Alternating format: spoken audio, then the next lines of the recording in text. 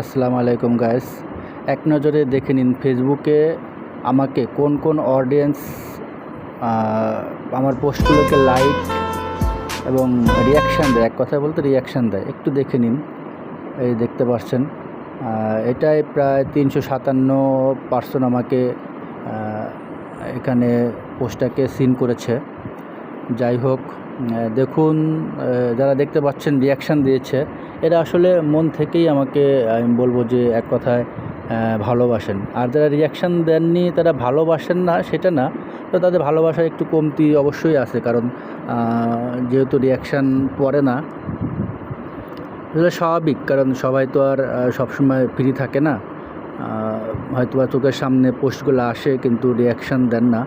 তারপরেও এখন হচ্ছে কি যে যেহেতু ফেসবুকে পিকচার আপলোড করি, এটা সবাই দেখেন, রিয়াকশান আমি চাই, অবশ্যই রিয়াকশান চাই।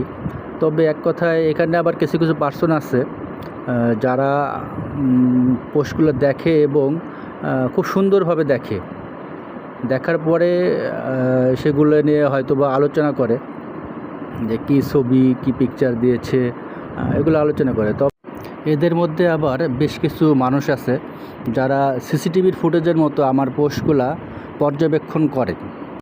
এক কথায় আমি পর্যবেক্ষণের কাতারে তাদেরকেই রাখবো যারা পোস্টগুলোকে কোনো রকম রিয়াকশান না দিয়েই সামনের দিকে গুতাগুতি করেন।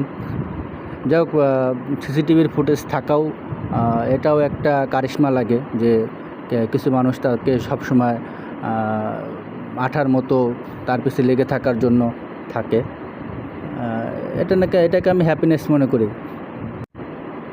দেখেন আমার সিসি ফুটেজগুলা, মানে আমার সিসি ক্যামেরা, কতগুলো সিসি ক্যামেরা দেখেন।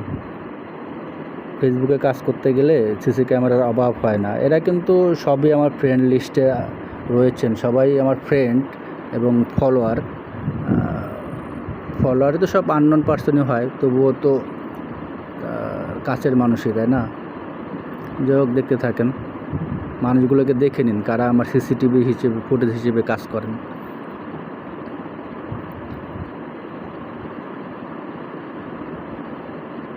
মানুষ টাকা দিয়ে সিসি ক্যামেরা কিনে, কিন্তু আমার টাকা দেওয়া লাগেনি, উল্টা সিসি ক্যামেরাগুলো আমাকে টাকা দেয়, কারণ তারা দেখলে পরেও আমার ভিউ বাড়ে এবং ফেসবুক থেকে কিছু আমাকে দেয়। যাই হোক, দেখেন,